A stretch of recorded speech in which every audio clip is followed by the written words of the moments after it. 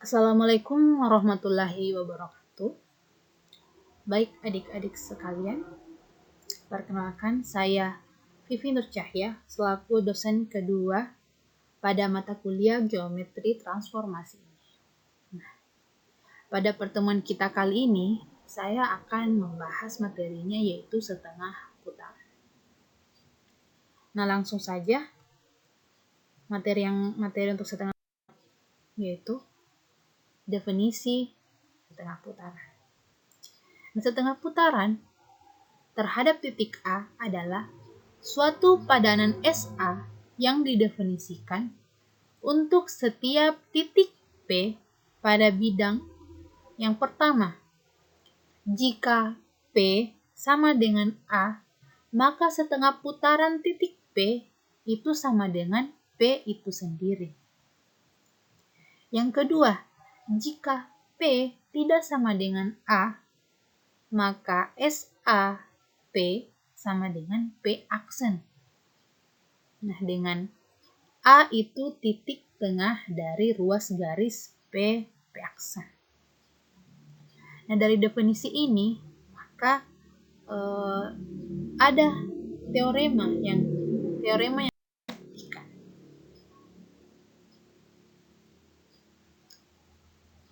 Nah, teorema yang akan kita buktikan yang pertama ini adalah setengah putaran itu adalah transformasi. Nah, untuk membuktikan setengah putaran adalah transformasi, kita perlu memenuhi syarat. Ada 3 syarat dari setengah putaran adalah transformasi. Yang pertama, SA merupakan fungsi. Yang kedua, SA merupakan fungsi surjektif. Yang ketiga itu SA merupakan fungsi injektif. Nah, untuk pembuktiannya, kita misalkan SA merupakan setengah putaran. Maka SA sebuah transformasi jika memenuhi ketiga syarat ini. Kemudian, untuk membuktikan setengah putaran itu adalah transformasi, yang pertama yang perlu kita buktikan itu adalah bahwa SA itu merupakan suatu fungsi. Nah, sekarang kita ambil A itu anggota dari V, di mana SA memetakan V ke V. Sekarang kita ambil sebarang R anggota dari V. Nah, jika R itu sama dengan R aksen, maka SAR sama dengan R aksen sama dengan R sendiri. Nah, di saat R tidak sama dengan R aksen, maka terdapat ruas garis R aksen jika dan hanya jika tepat A anggota dari ruas garis R aksen, di mana RA itu sama dengan AR aksen. Nah, di sini A itu titik tengah dari RR aksen. Dapat dilihat pada gambar A itu berada di antara garis R dengan R aksen. Maka SA atau setengah putaran titik R itu sama dengan R aksen. Nah, akibatnya, jika dan hanya jika R anggota dari V, nah terdapat tepat A anggota dari V, di mana SAR itu sama dengan R aksen. Nah, dari pembuktian ini terbukti bahwa SA itu merupakan suatu fungsi. Nah, jadi syarat pertama untuk setengah putaran adalah transformasi itu terbukti. Kemudian, yang kedua, kita akan membuktikan apakah SA itu surjektif. Untuk menunjukkan SA itu subjektif, akan ditunjukkan bahwa terdapat P aksen anggota dari V jika dan hanya jika SA P itu sama dengan P aksen. Sekarang kita ambil sebarang P aksen itu anggota dari V. Nah, jika P itu sama dengan A, maka SA SA titik A itu sama dengan A aksen atau sama dengan A itu sendiri. Jadi,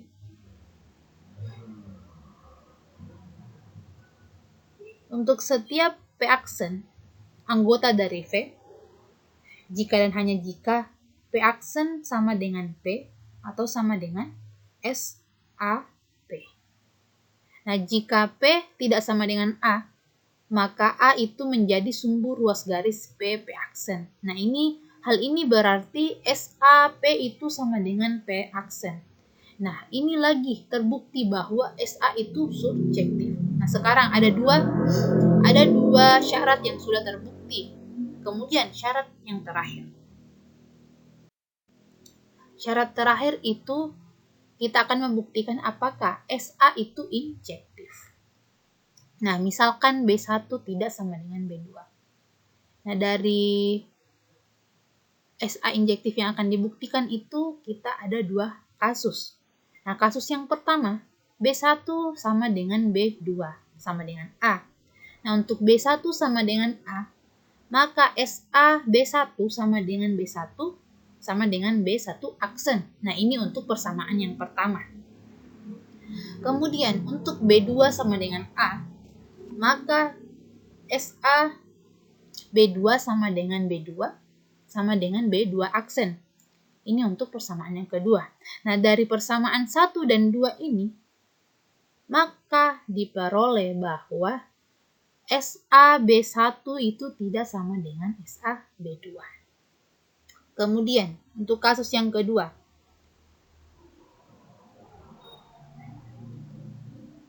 B1 tidak sama dengan B2, tidak sama dengan A. Sekarang, kita ambil sebarang B1 dan B2 itu anggota dari V. Dengan syarat tadi bahwa B1 itu tidak sama dengan B2.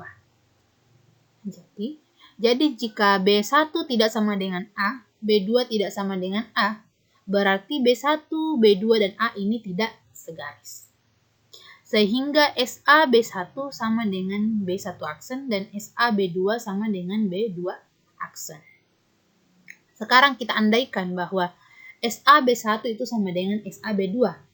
Karena pengandaiannya SA B1 sama dengan S2, maka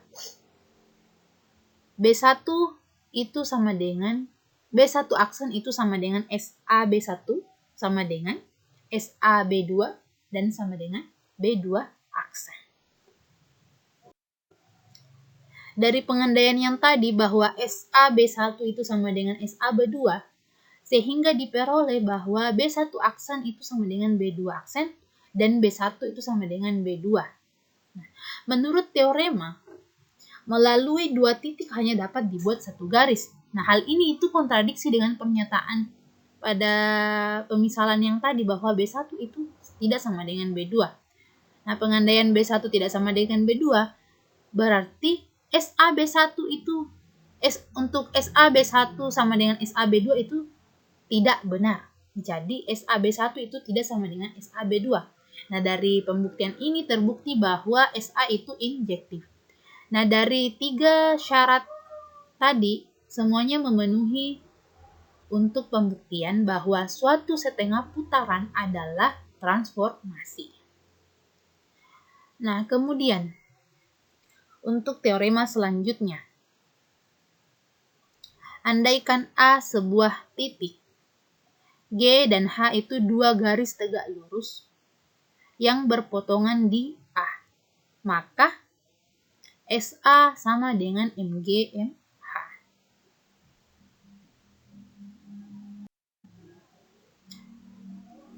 Sekarang yang akan kita buktikan tadi yaitu SA itu merupakan atau sama dengan MG MH.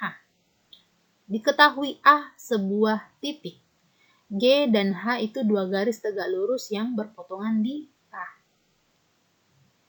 Nah, di sini kita ada sebenarnya dua kasus. Nah, kasus yang pertama itu P tidak sama dengan A. Karena G dan H itu tegak lurus, maka dibentuk sebuah sistem sumbu ortogonal dengan G sebagai sumbu X dan H sebagai sumbu Y, sedangkan A itu sebagai titik asal. Nah, sekarang kita ambil titik P itu anggota dari V. Perhatikan gambar yang akan saya tampilkan pada slide. Nah, sekarang perhatikan. Tadi pengandaiannya itu H itu sumbu Y, kemudian G itu sumbu X.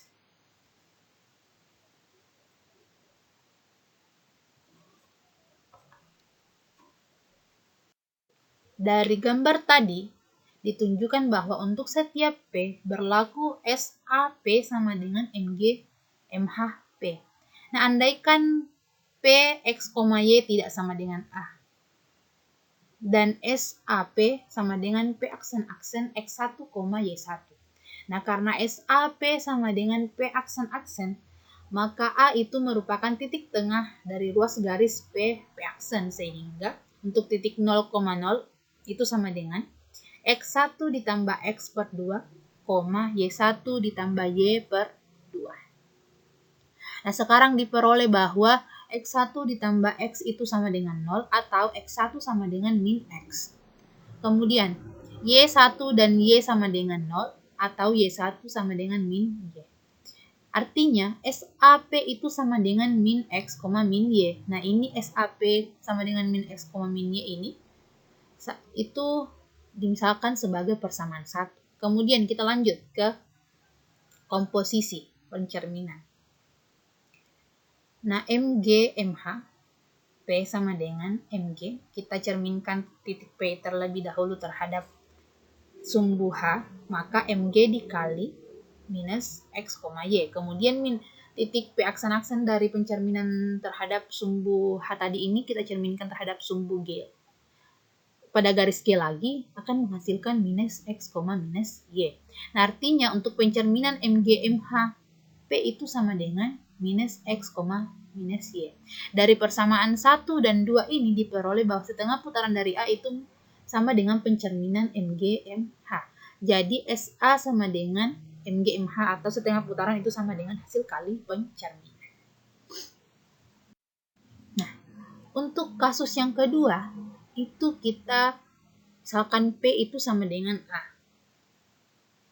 Nah, menurut definisi bahwa SAA itu sama dengan A untuk persamaan 1. Kemudian untuk pencerminannya MG MHA itu sama dengan MGA atau sama dengan A itu sendiri. Ini persamaan kedua. Nah, dari persamaan 1 dan 2 ini diperoleh bahwa SAA itu atau setengah putaran dari A itu sama dengan pencerminan, hasil kali pencerminan A. Jadi SA itu sama dengan MG MH. Oke, sudah ada 2 teorema, kemudian kita masuk pada teorema yang ketiga. Jika G dan H itu 2 garis yang lurus atau 2 garis yang tegak lurus, maka MG MH itu sama dengan MH MG, atau jika kita mencerminkan terhadap G dulu baru mencerminkan terhadap H, itu akan sama hasilnya jika dicerminkan terhadap G H dulu baru dicerminkan terhadap G. Nah, mari kita buktikan apakah memang MG MH itu sama dengan MH MG. Nah, perhatikan gambar ini. Nah, ini titik P. Nah, ini Y itu merupakan garis dari H, misalkan. Kemudian X ini merupakan garis G, kemudian A ini merupakan titik potong. Kemudian ini P, X, Y. Misalkan kita cerminkan terlebih dahulu terhadap garis H, akan menghasilkan P aksen yaitu minus X, Y. Kemudian dicerminkan terhadap G, akan menghasilkan minus X, minus Y. Kemudian jika titik P ini kita cerminkan terlebih dahulu terhadap sumbu G, akan menghasilkan X, min Y. Kemudian dicerminkan terhadap H, akan menghasilkan minus X, minus Y. Nah, di sini untuk pembuktian dari teorema ini ada 2 kasus. Nah, kasus yang pertama kita misalkan P itu tidak sama dengan A. Nah, jika P tidak sama dengan A, misalkan P itu X, Y, sesuai gambar yang tadi, maka garis G sebagai sumbu Y dan garis H sebagai sumbu X. Nah, untuk pencerminan yang pertama, MG MH berarti yang pertama kita cerminkan itu titik P terhadap garis H. Nah, yang akan menghasilkan X, min Y, kemudian kita cerminkan terhadap G, akan menghasilkan minus X, minus Y. Kemudian untuk pencerminan yang kedua, MH, MG. Yang pertama, itu titik P dicerminkan terhadap garis G, akan menghasilkan minus X, Y. Kemudian dicerminkan terhadap garis H, itu hasilnya juga akan menghasilkan minus X, minus Y. Nah, dari kedua pencerminan ini, jadi hasilnya itu minus X, minus Y. Jadi, jika dicerminkan MG, MH, P itu sama dengan MH, MG. Hasilnya akan sama. Kemudian, kasus yang kedua, P itu sama dengan A. Jika P sama dengan A, maka MG, MH, A itu sama dengan A. Kemudian MH, MG, A sama dengan A. Jadi, MG, MHA itu sama dengan MH, MG. Nah, dari kedua kasus ini, terbukti bahwa MG, MH itu sama dengan MH, MG. Jadi, teorema ini sudah terbukti. Nah, lanjut teoremanya. Nah, jika SA setengah putaran, maka S inverse A itu sama dengan SA. Nah, sekarang kita akan membuktikan apakah memang S inverse A itu adalah setengah putaran atau sama dengan SA. Nah, andaikan G dan H itu dua garis yang tegak lurus, maka MG, MH itu sama dengan SA. Dengan titik potong antara G dan H. Nah, sekarang kita cerminkan MG, MH inverse itu sama dengan M inverse H dikali M inverse G sama dengan S inverse A. Karena M inverse H itu sama dengan MH dan M inverse G itu sama dengan MG, maka MG, MH itu sama dengan S inverse A. Nah, karena G dan H itu tegak lurus, maka menurut teorema 6.3 yang tadi sebelumnya bahwa MG, MH itu sama dengan MH, MG. Sedangkan menurut teorema 6.2 bahwa setengah putaran itu merupakan hasil kali pencerminan atau SA itu sama dengan MG, MH. Sehingga diperoleh S inverse A itu sama dengan MG, MH, sama dengan MH, MG, sama dengan SA. Jadi terbukti bahwa S inverse A itu sama dengan SA. Nah, sekarang teorema ini terbukti bahwa S inverse A itu sama dengan SA. Nah, oke. Jadi itulah tadi materi yang saya bawakan. Sampai di sini pertemuan kita hari ini. Saya tutup. Assalamualaikum warahmatullahi wabarakatuh.